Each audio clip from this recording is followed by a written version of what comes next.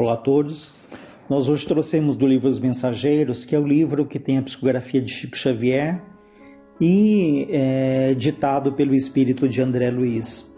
E o capítulo 41, cujo título se chama Entre Árvores, ele traz aqui um momento em que André Luiz, Aniceto e os outros companheiros, depois de uma longa noite ali de trabalho espiritual, eles sentem a necessidade ali de revigorar as forças do descanso mesmo. Então eles se dirigem ao campo, por isso é que o capítulo se chama Entre Árvores, porque eles vão ali da própria natureza absorver ali elementos de restauração das energias. E por que de manhãzinha? Porque a maioria dos encarnados, dos vivos, estavam dormindo. Então isso permitia que, além dessa energia da natureza, também eles encontrassem um ambiente mais tranquilo, mais sereno, já que, como a maioria das pessoas estavam dormindo, as vibrações estavam mais sutis, mais serenas ali nas imediações. É como se nós comparássemos a vibração aqui de São Paulo numa madrugada, em que a maioria das pessoas estão dormindo, com a vibração, por exemplo, de meio-dia, fora de uma situação de pandemia. Imaginemos, por exemplo, a Avenida Paulista meio-dia. Se pudéssemos olhar de cima e ter essa percepção clara, que tipo de vibração, que tipo de pensamentos nós poderíamos observar lá de cima, olhando aqui para baixo, Ansiedade, medo, preocupação, enfim, seria ali um conjunto de vibrações, de pensamentos que não seriam os mais equilibrados, os mais agradáveis. Então eles estão se encaminhando ali para essa área rural, área do campo. Eles dizem: decorridos alguns minutos, atingimos pequena propriedade rural povoada de arvoredo acolhedor. Laranjeiras em flor perdiam-se de vista. Bananeiras estendiam-se em leque, enquanto o goiabal de longe semelhava-se a manchas fortes de verdura. A relva macia convidava ao descanso, e o vento calmo passava de leve, sussurrando alguma coisa através da folhagem. Aniceto respirou a longos altos e falou. Os desencarnados, embora não se fatiguem, não se cansem como as criaturas terrestres, precisam da pausa de repouso. Em geral, nossas operações à noite são ativas e laboriosas. Apenas 1/3 dos companheiros espirituais em serviço na crosta conserva-se em atividade diurna, ou seja, a grande maioria dos espíritos e dos companheiros espirituais estavam em atividade intensa, durante ali a noite. E notando a curiosidade justa, disse: aliás, isso é razoável. O dia terrestre pertence com mais propriedade ao serviço do espírito encarnado. O homem deve aprender a agir testemunhando compreensão das leis divinas. Pelo menos durante certo número de horas, deve estar mais só com as experiências que lhe dizem respeito. Nosso instrutor amigo sorriu e observou: o dia e a noite constituem para o homem uma folha do livro da vida. A maior parte das vezes a criatura escreve sozinha a página diária com a tinta dos sentimentos que lhe são próprios, nas palavras, pensamentos, intenções e atos, e no verso, isso é, na reflexão noturna, ajudamo-lo a retificar as lições e acertar as experiências quando o Senhor nos permite. Então ele diz que durante o dia nós temos ali mais autonomia, mais responsabilidade até pelos nossos atos, Nós estamos ali, como ele diz, escrevendo de uma maneira mais sozinho a nossa página diária. E à noite, se é permitido por Deus, isso de acordo com a nossa necessidade ou o nosso merecimento, eles falam que eles nos ajudam a retificar as lições, a corrigir as lições. E tomara a Deus que tenhamos mesmo essa condição, essa oportunidade de, quando nós dormimos, quando nos desprendemos temporariamente do corpo físico, que nós possamos ir para lugares onde nós aprendemos, onde nós corrigimos, né, entremos em contato com esses espíritos que nos querem bem, porque sabemos que todas as noites nosso espírito se desloca para regiões onde ele se afina, onde ele se compraz, né? Calando-se o nosso orientador, tivemos a atenção exclusivamente voltada para a beleza em volta. Aquele campo amigo e hospitaleiro caracterizava-se por ambiente muito diverso. Não mais as emanações pesadas da cidade grande, mas o vento leve, embalsamado de suavíssimos perfumes. Refletia eu na bondade do Senhor, que nos oferecia recursos novos, quando Aniceto voltou a dizer: a natureza nunca é a mesma em toda parte. Não há duas porções de terra com climas absolutamente iguais.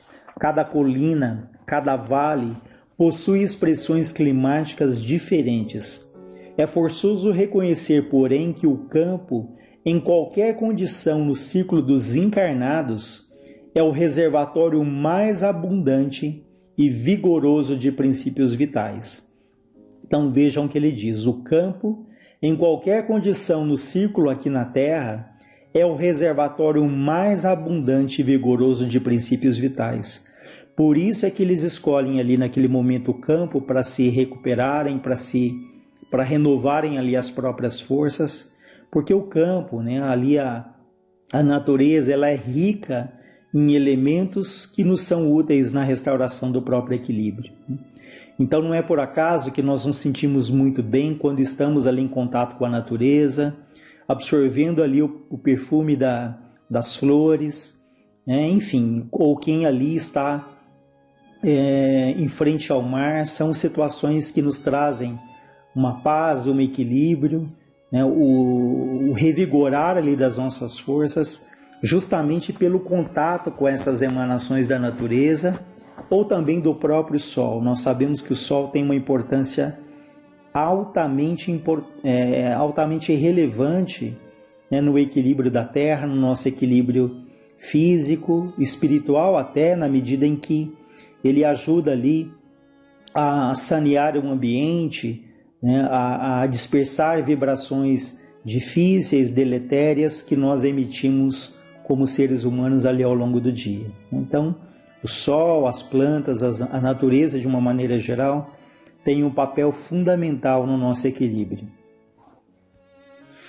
E ele continua dizendo, né, em geral, todos nós, os cooperadores espirituais, estimamos o ar da manhã, quando a atmosfera permanece igualmente em repouso, isenta dos glóbulos de poeira convertidos em microscópicos balões de bacilos e de outras expressões inferiores. Ou seja, de manhã a atmosfera ela está muito mais salubre, muito mais saudável, né? Já que, como a maioria das pessoas estão dormindo, né, essas vibrações são mais tênues, né? Porque de maneira geral nós podemos emitir, e emitimos muitas vezes, como ele usa essa expressão, né, balões de bacilos ou de tantos outros, de todas as outras substâncias ou micro-organismos que afetam a nossa saúde física e espiritual. Por isso a importância do equilíbrio, porque cada um de nós, né, exterioriza, pensa, reflete, vibra aquilo que traz dentro de si. Então, se emitimos pensamentos de esperança, de fé, de confiança, de serenidade, isso impacta, isso envolve aqueles que estão ao nosso redor, sejam encarnados ou desencarnados. E o oposto também é verdadeiro. Quando emitimos pensamento de mágoa, de rancor, de desânimo, de revolta, isso cria ali uma psicosfera ao nosso redor que nos influencia primeiramente e também influencia o meio em que nós vivemos. Daí a importância sempre repetida, né, do padrão do nosso pensamento, das nossas atitudes, dos nossos comportamentos, das escolhas que fazemos ali ao longo dos dias, ao longo das horas, ao longo dos minutos, né? Ele diz: os trabalhos de hoje não nos permitiram descanso mais cedo. Apoiando-nos no veludoso relvado, na relva ali, né, na grama, Percebendo-nos a sede do saber, Aniceto prosseguiu. Assim me explico porque na floresta temos uma densidade forte pela pobreza das emanações em vista da hipermeabilidade ao vento. Aí, o ar costuma converter-se em elemento asfixiante pelo excesso de emissões dos reinos inferiores da natureza. Na cidade, a atmosfera é compacta e o ar também sufoca pela densidade mental das mais baixas aglomerações humanas. No campo, desse modo, temos o centro ideal. Vejam que interessante, que eles buscam aqui o ambiente rural, o campo, numa região ali altamente ventilada, né, com uma vegetação mais aberta. Então ele fala aqui que na floresta densa, aquela floresta fechada, em que não há circulação do ar, em que não há o vento, ali costumam ter emanações pobres, né, vibrações difíceis, nessas florestas mais fechadas, mais densas. E mostrando aqui o quanto é importante esses ambientes ventilados, né, em que as vibrações elas são mais sutis, elas são ali mais saudáveis, né? Por isso é que eles procuram ali campos abertos e não florestas mais densas, florestas mais fechadas, que trazem uma vibração mais difícil, da mesma maneira que as cidades também ali que tem ali a vibração dos seres humanos, né, muitas vezes são vibrações difíceis. Ele continua dizendo: reina aqui a paz relativa e equilibrada da natureza terrestre. Nem a selvageria da mata virgem, nem a sufocação dos fluidos humanos. Então, nem a mata virgem com seus fluidos são os difíceis, nem os fluidos humanos ali das cidades, que muitas vezes criam um ambiente sufocante, né? Um oxigênio ali até mais denso, mais pesado. O campo, né, um ambiente rural, é o nosso generoso caminho central, a harmonia possível, o repouso desejável. Embalados ao pio de algumas juritis solitárias, né, de algumas aves ali solitárias, repousamos algumas horas magnificamente asilados no templo da natureza. Com as primeiras tonalidades do crepúsculo, Aniceto nos convidou a rápido passeio pelas imediações. Reconhecia que estávamos muito mais bem dispostos. Somente depois de nos locomovermos por alguns minutos, observei que nas vizinhanças havia grande quantidade de trabalhadores espirituais. Em face das minhas interrogações, nosso mentor explicou bondosamente: o campo é também vasta oficina para os serviços de nossa colaboração ativa. E apontando os servidores que iam e vinham, considerou: o reino vegetal possui cooperadores numerosos. Vocês possivelmente ignoram, né, não sabem, que muitos irmãos se preparam para um mérito de nova encarnação no mundo, prestando serviço aos reinos inferiores. O trabalho com o Senhor é uma escola viva em toda parte. Então nós sabemos que há aqueles espíritos que se dedicam a trabalhar junto à natureza, na proteção da natureza, que são espíritos ali um pouco mais inferiores, que são dirigidos por espíritos mais instruídos, né? É o que a gente vai ver aqui. Nesse momento, nossa atenção foi atraída por significativo movimento na estrada próxima. Dirigimos-nos para lá, seguindo os passos de Aniceto, que parecia adivinhar o acontecimento. Observei então um quadro interessante. Um homem jazia por terra numa poça de sangue, ao lado de pequeno veículo sustentado por um muar impaciente, ou por um burro ali impaciente, dando mostras de grande inquietação. 2 companheiros encarnados, né, que estavam aqui na terra, prestavam socorro ao ferido apressadamente. Um deles dizia: é preciso conduzi-lo à fazenda sem perda de tempo. Temo que haja fraturado o crânio. O número de desencarnados que auxiliava o pequeno grupo, todavia, era muito grande. Então vejam que numa fazenda aqui na terra, eles percebem um homem caído ali, todo ensanguentado, e há uma equipe espiritual ali em volta, dando suporte, dando auxílio. E são muitos, ele diz.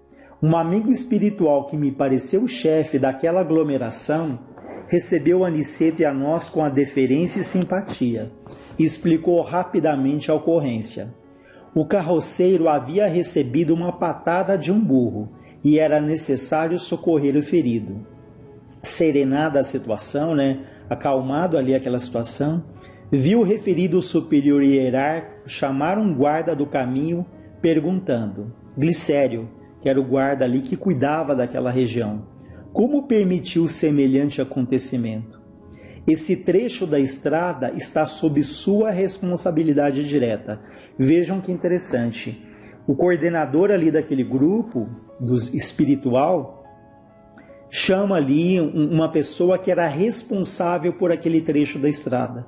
Porque nós sabemos que, por exemplo, nas cidades, os quarteirões, eles têm espíritos encarregados de ajudar na proteção, no equilíbrio até de cada quarteirão, percebendo a organização extremamente detalhada que existe no mundo espiritual agindo aqui na Terra. Então isso acontece nos centros urbanos, mas também acontece nas áreas rurais, como a gente vê aqui, porque tinha esse espírito que era responsável por aquele trecho da estrada. O subordinado, diante da pergunta, respeitoso, considerou sensatamente: fiz o possível por salvar esse homem, que aliás é um pobre pai de família. Meus esforços foram improfícuos, foram ali em vão, pela imprudência dele. Há muito tempo procuro cercá-lo de cuidados, sempre que ele passa por aqui. Entretanto, o infeliz não tem o mínimo respeito pelos dons naturais de Deus. É de uma grosseria inonimável para com os animais que o auxiliam a ganhar o pão. Não sabe senão gritar, encolerizar-se, surrar e ferir. Então vejam que esse homem que se acidentou, ele ali não tinha respeito pelos animais que eram que o auxiliava muito, como os animais são nossos auxiliares, Então ele vivia ali gritando, encolerizando, surrando, ferindo os animais. Tem a mente fechada para as sugestões do agradecimento. Não estima senão a praga e o chicote. Hoje, tanto perturbou o pobre muar, o pobre burro que o ajuda, tanto o castigou que pareceu mais animalizado. Vejam, ele tanto castigou o burro ali, tanto o perturbou, que ele mesmo sentiu ali com uma vibração mais animalizada. Quando se tornou quase irracional pelo excesso de fúria e ingratidão, meu auxílio espiritual se tornou ineficiente, deixando muito claro aqui que havia um espírito ali tentando ajudá-lo, tentando intuí-lo, mas ele se envolveu de tal forma na raiva, na fúria, na agressão ali ao animal, ao burro, que ele ficou imune aos conselhos que ele recebia desse espírito amigo.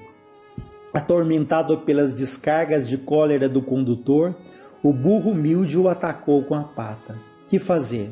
Minha obrigação foi cumprida. Esse espírito amigo ali diz. O superior, que ouvia atenciosamente as alegações, respondeu sem hesitar: tens razão. E como se dirigisse o olhar a Aniceto, desejando a aprovação, nosso orientador afirmou: auxiliemos o homem quanto esteja em nossas mãos, cumpramos nosso dever com bem, mas não desprezemos as lições. Esse trabalhador imprudente foi punido por si mesmo. A cólera é punida por suas consequências. Ao mal, segue-se o mal. Se os seres inferiores, nossos irmãos no grande lar da vida, nos fornecem os valores do serviço, devemos dar-lhes por nossa vez os valores da educação.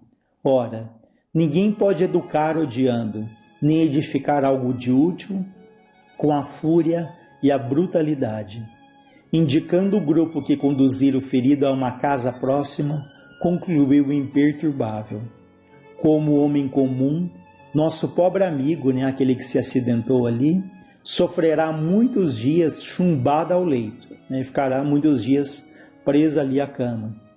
Entre as aflições dos familiares, irá demorar-se um tanto a restabelecer o equilíbrio físico, mas como espírito eterno, recebeu agora uma lição útil e necessária.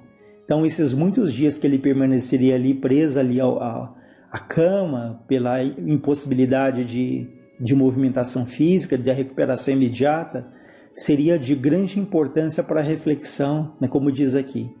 Recebeu uma lição útil e necessária. Altamente surpreendido, André Luiz diz, reparei na grande serenidade do nosso orientador e comecei a compreender que ninguém desrespeita a natureza sem o doloroso choque de retorno a todo tempo. Então, é uma lição bastante interessante sobre o respeito à natureza, sobre o respeito aos animais, né, que nós devemos tratá-los ali com todo o respeito, porque estamos ajudando no processo ali de evolução desses companheiros, né? Em função do tempo, nós vamos encerrando por aqui, sempre gratos a Deus pela oportunidade sagrada da vida, pela oportunidade de mais um encontro. Que Deus ilumine a todos os doentes do corpo e da alma. Que luz se faça no nosso lar, que luz se faça em todos os lares da terra. Graças a Deus, graças a Jesus.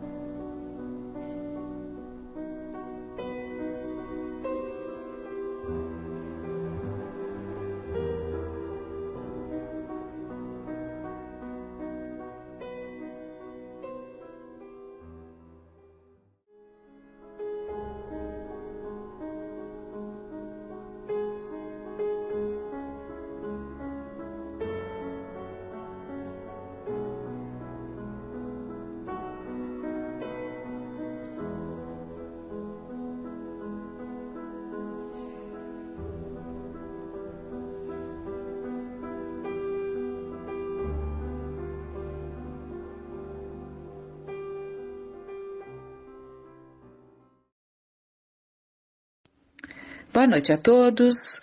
Então, dando continuidade ao encontro desta noite, nós vamos retomar os apontamentos que vimos na semana passada, em que o grupo de suicidas, do livro Memórias de um Suicida, estão ali visitando, o grupo está visitando o manicômio.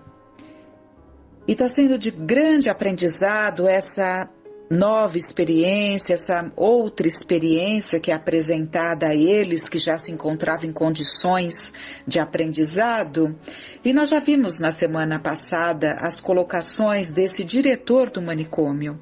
E vamos continuar, porque são pontos tão importantes que é como se fizéssemos uma revisão de todos os pontos importantes dos ensinamentos da doutrina, que são, na verdade, a revivência do Evangelho de Jesus.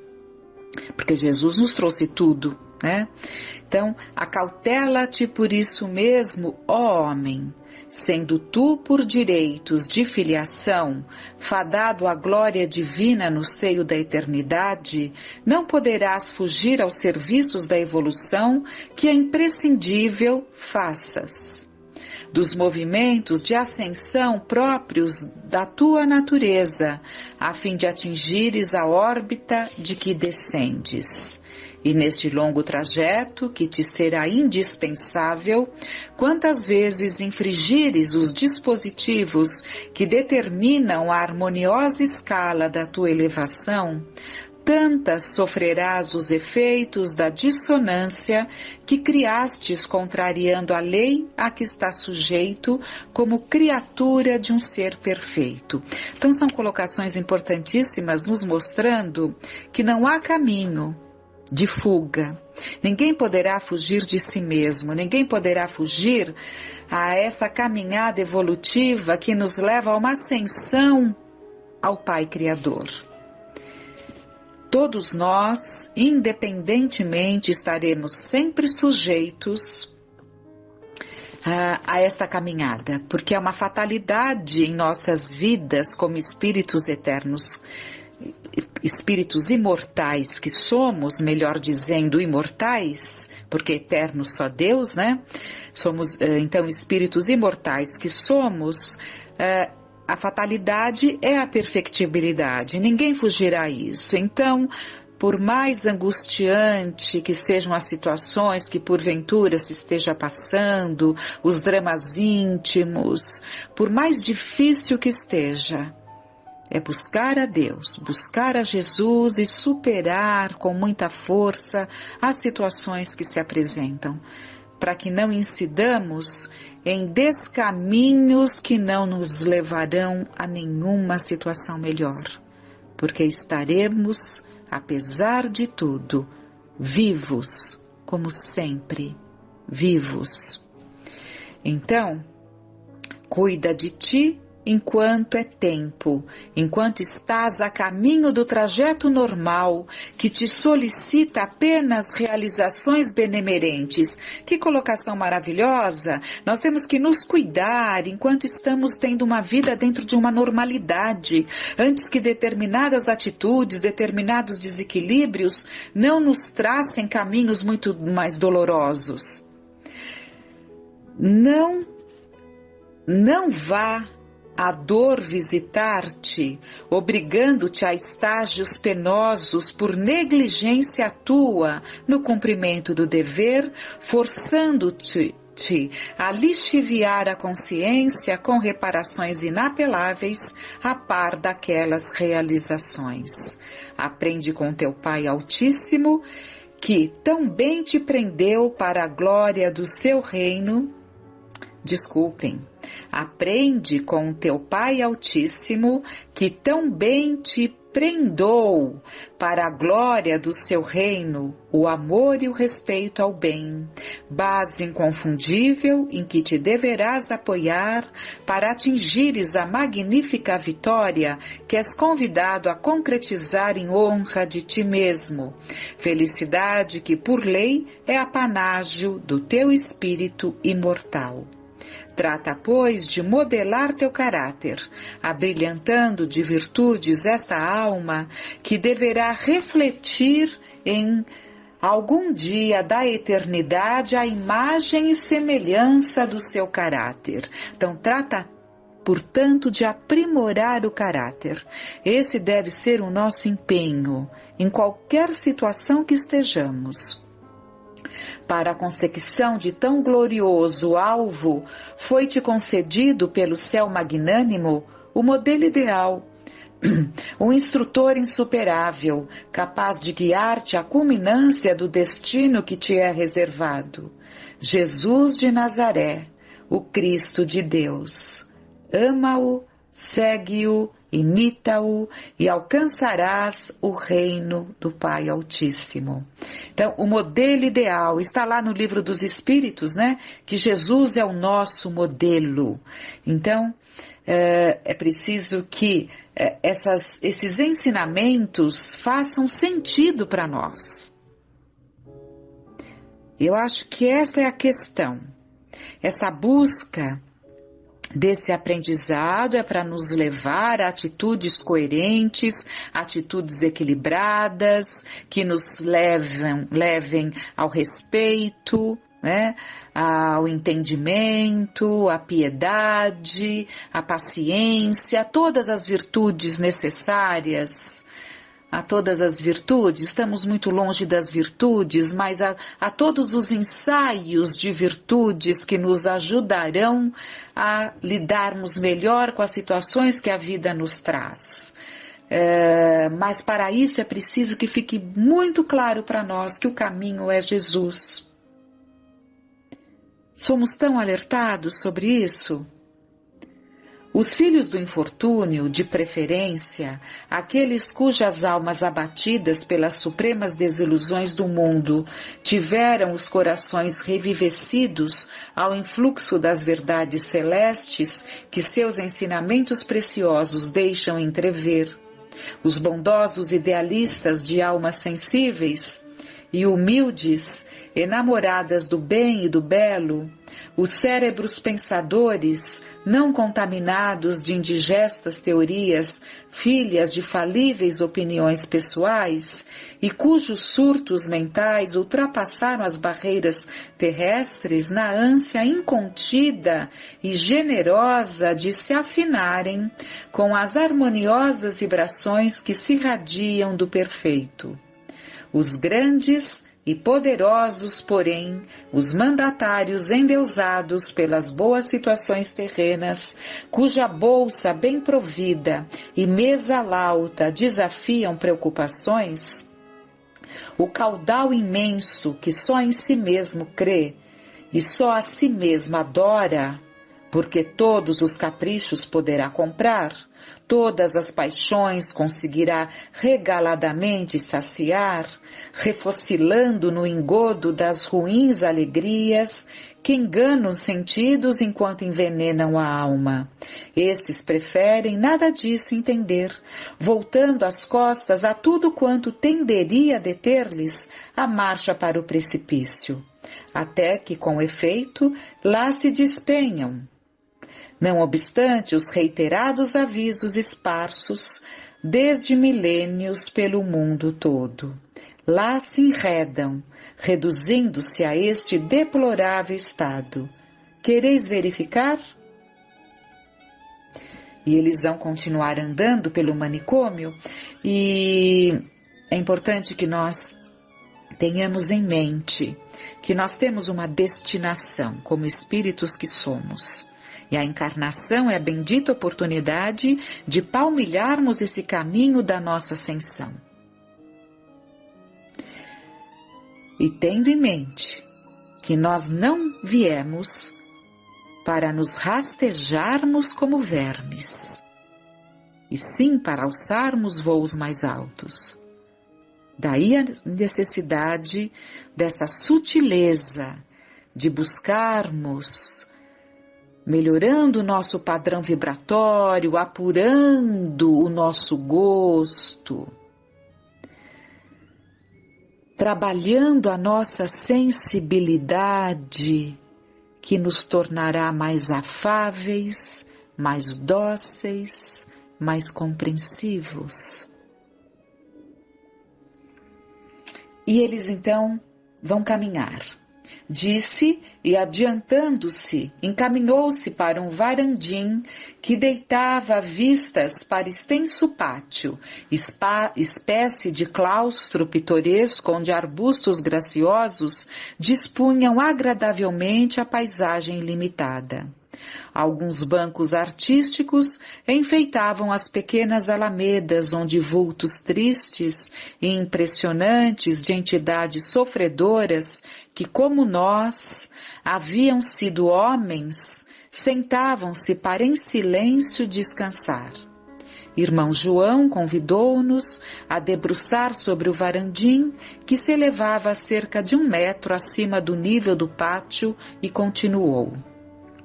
Estas estranhas figuras que daqui contemplareis, pois não convém que delas vos aproximeis, chegaram como vós outros do Vale dos Suicidas. Enquanto, porém, recuperastes a serenidade, conseguindo condições satisfatórias para tentativas prometedoras, estes pobres irmãozinhos apenas lograram desvencilhar-se das exasperações de que se perseguiam para caírem em apatia, o que indicará serem bem diferentes o vosso nível moral e o grau de responsabilidades no suicídio. Estão atordoados, entorpecidos, sob impressões muito chocantes e, por enquanto, invencíveis.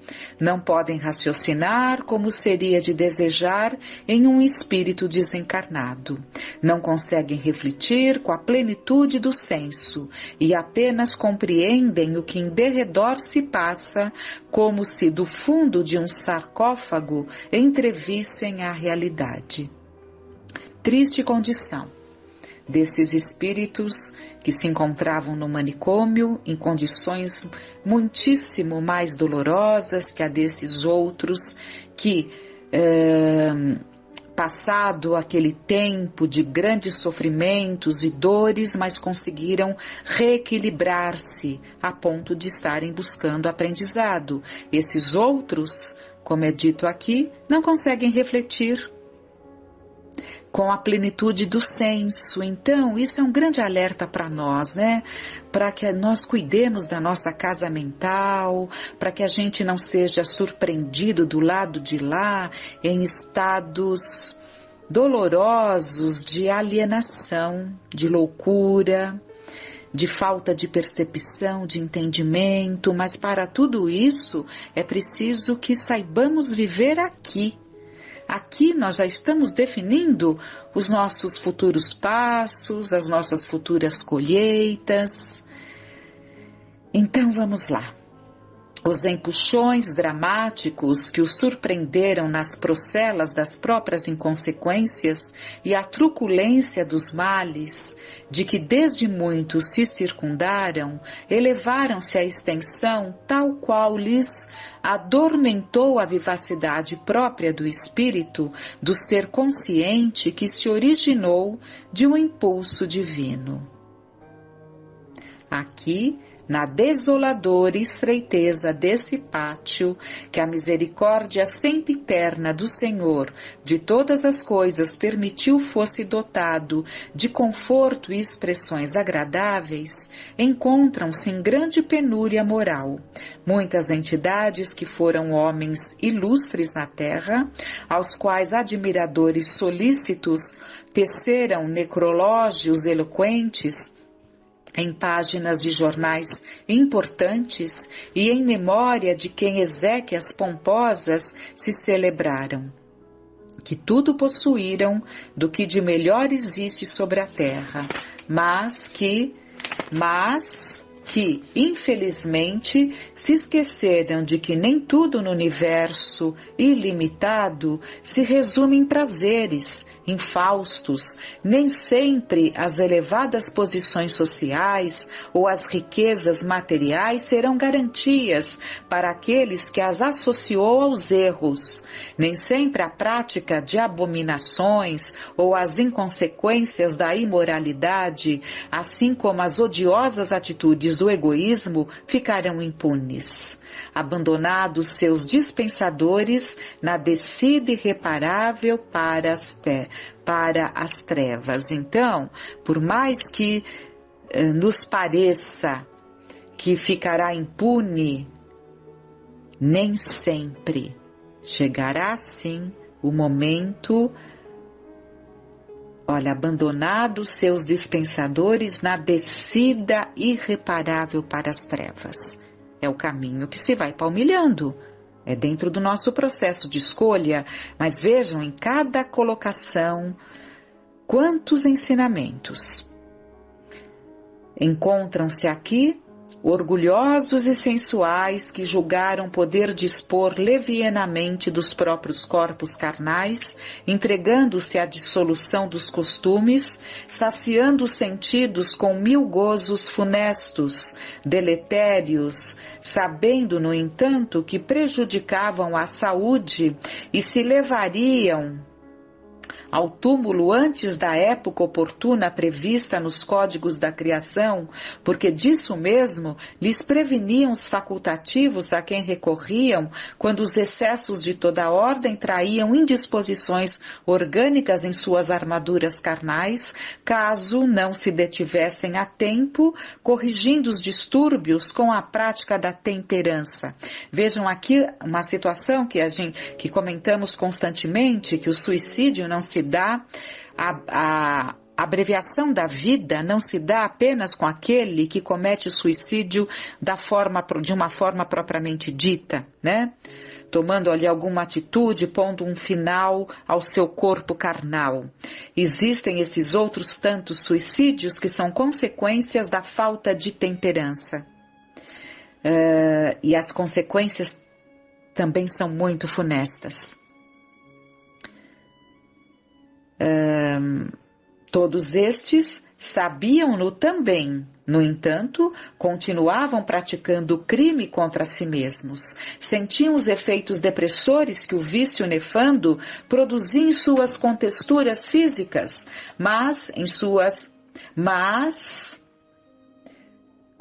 como em suas contexturas morais. Mas prosseguiam sem qualquer tentativa para emenda. Mataram-se, pois, lentamente, conscientemente, certo do ato que praticavam, porquanto tiveram tempo para refletir. Suicidaram-se fria e indignamente, obcecados pelos vícios, certos de que se supliciavam, desrespeitando a prenda inavaliável que do sempiterno receberam com aquele corpo que lhes ensejava progressos novos. E no Livro dos Espíritos nós temos lá que é duplamente culpado porque teve o tempo de poder recuperar-se, mudando ali as suas atitudes, deixando de se entregar àquele caminho avassalador e, no entanto, como está dito aqui, suicidaram-se fria e indignamente. Estejamos atentos, então, ao nosso modo de viver, ao que temos feito dos nossos dias, das nossas vidas, que esses ensinamentos nos falem alto e que essas páginas deste livro são apenas algumas páginas, mas que possam trazer o interesse por essa leitura, por esta rica leitura deste livro.